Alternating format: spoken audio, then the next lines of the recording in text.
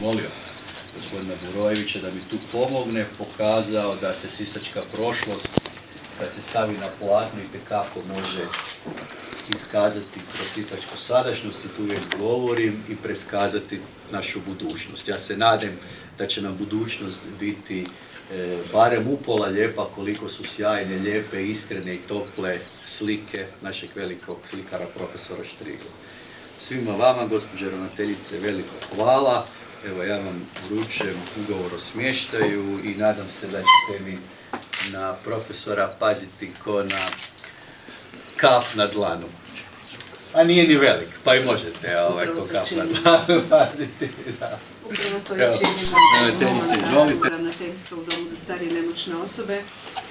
Ovdje je profesor Slavo Štrigl, koji je definitivno jedna kulturna institucija grada Siska, ne samo grada Siska, nego moram reći i cijele naše države.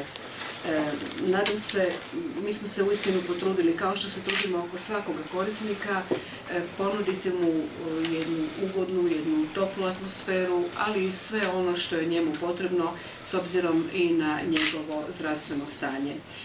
Drago mi je zaista da je i grad Sisak ovako zaista dobro, odlično odreagirao što se tiče i ovog ugovora.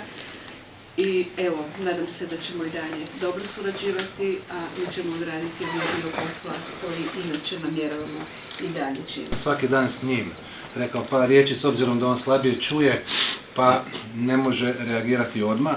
Zahvaljujem se svakako gradonačelniku Ružice koji smo bili u tome da profesoru te dane nekako olakšamo.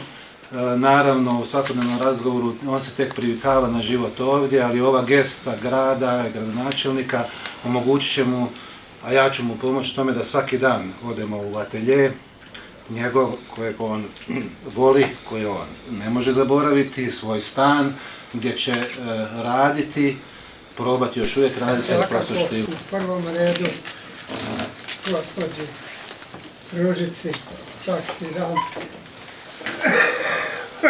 na velikoj brizi i gospodinu Pintariću koji se ipak sjetio na mene.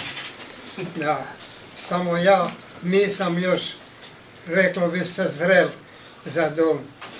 Ja još uvijek živim, cijeli život sam radio i teško je prekinuti rad i živjeti i gledati u bijelinu zvijeda.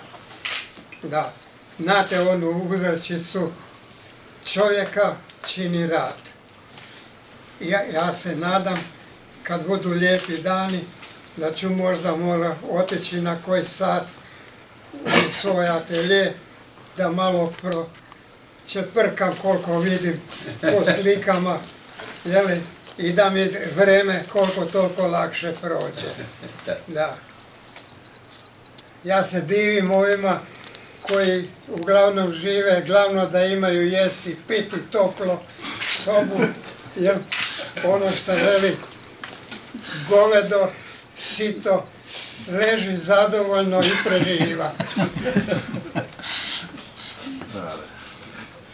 Cinik. Kad ste rekli da cinik život vam je, to je to. To smo puno prije smo tu knjigu tiskali, jel tako? Puno prije. Šta možemo, vreme je nemilosrdno. Samo bolje je kad ne možeš raditi da te pobere.